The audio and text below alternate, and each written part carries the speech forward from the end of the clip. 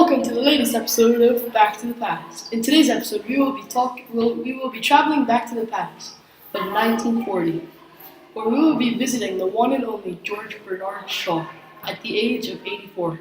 This is a rare opportunity for you guys. I hope you enjoy. Our interview will show you a lot of things about this guy, so keep watching. Hello, Shaw. We are here from the future. We have come to talk about your life and interview you. Is that fine? Yeah, this is rather surprising, but since I have nothing to do, sure. Okay, so we will start talking about your childhood and then maybe your education and family. So, where did you grow up? I grew up in Dublin, Ireland. Okay. And explain your childhood to me. Was it a good childhood? Well, it was okay. I grew up in Dublin, Ireland, like I already said. My father was a drunk and an unsuccessful merchant, so we made no income. My education was irregular because I didn't like organized training and I was kicked out of the schools I attended. Because of this, my uncle tutored me. I was a different child. I was special, and I liked that. That's interesting. Your father was a drunk. I never actually knew that about you. So, since I did it, can you explain your family to me? How are they? So, I was born third and youngest of my family. My father was an unsuccessful merchant, like I already said. He made no income for the family. My uncle was a big part of my life since he was the one who taught me and tutored me. Later on, my mother took me and my sisters to London. I followed later and decided to become a writer there. My sisters tragically died in the meantime. My mom helped me and supported me with all my financial problems and all my problems I had there. So, how was your life after that? I mean, you said your sisters died, and how did you handle it? How was it like? It was okay, but so since I was a writer, I wrote many books, all of them being rejected by the publishers in my early life. It was a hard time for me. But soon I gave up and I stopped writing and I joined the Fabian Society. There I started writing in forms of books, plays, music, and art. In 1895, I joined the Saturday Review as a theater crew. That was when I started writing plays of my own. Okay, that's interesting. So I heard you're into politics. Is that a true fact or not? Yeah, this is true. Being a socialist and a member of the Fabian Society, my interests in politics led me to form the Independent Labour Party. 2 years later, I became one of the founders of the London School of Economics and Political Science. I wrote many political essays and articles during my life. I think I was pulled to politics because I couldn't make it as a playwright in my early years. I changed over time, but was still a socialist who was interested in politics. That's very interesting, and I never knew these things about you. But let's go to the commercials and we'll get back. Okay.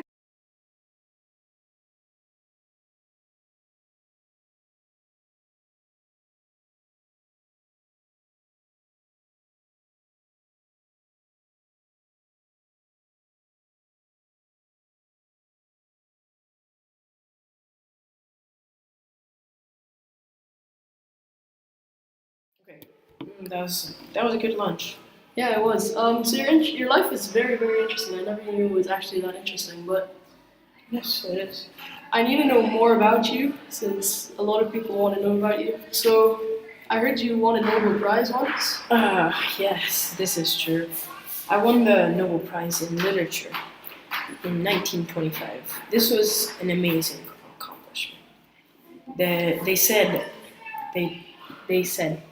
for his work, which is marked by both idealism and humanity, it's simulating satire, often being infused with a singular poetic beauty.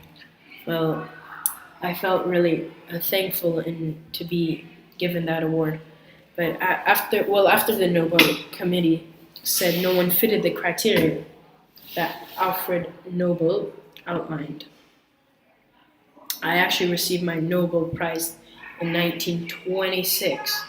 This is because they had to wait a year after they didn't fit the criteria. I worked hard for that, and I'm very fortunate to have won it. 1926. Were you actually quite angry that it was in 1926 instead of 1925? Or Well, I didn't think there was only a few contestants and who didn't and nobody fit the criteria, and I was the one who got picked to win it. So I'm just happy that I won it.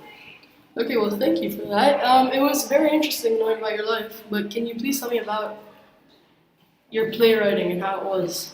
Oh yes, when I came back as a playwright in 1885, I failed to write a play and abandoned that project. Fortunately, in 1892, I tried again. Well, my play was about scathing attack on slum landlords. It was my first performed at London's Royalty Theatre on 9th of December, 1892. Now I recall that was my worst play ever written, but it was my first play ever written and performed. Well, that day I found out what I was set to do on this world, and that was playwriting. But by the 1910s, I was established as a playwright. I had a large audience come to play. Everyone enjoyed my work. I was very important and very popular.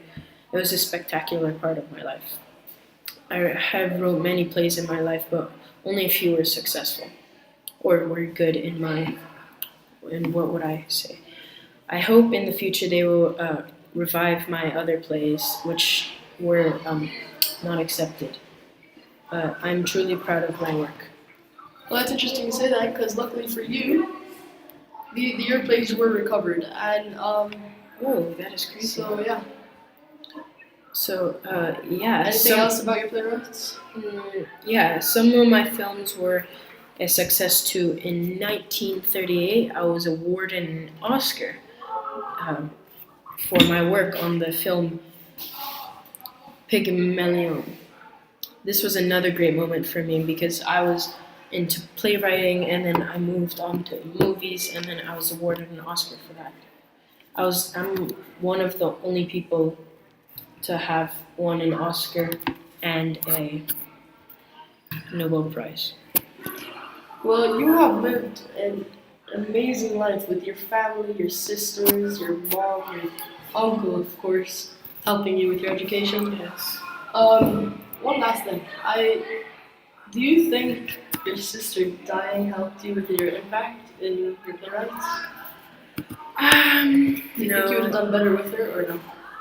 Well, I do not think it was that big an impact of my family, but it was a tragic. Okay. But thank you for asking. Well, thank you very much for letting me interview you. It was a pleasure to meet you. Oh, thank you so much. I appreciate your interest in me. This is crazy. I wonder how I'm looked at in the future. Well, okay, guys, thank you for watching. This was an amazing experience, and I hope you have learned as much as I have learned about this guy, George Bernard Shaw. Okay.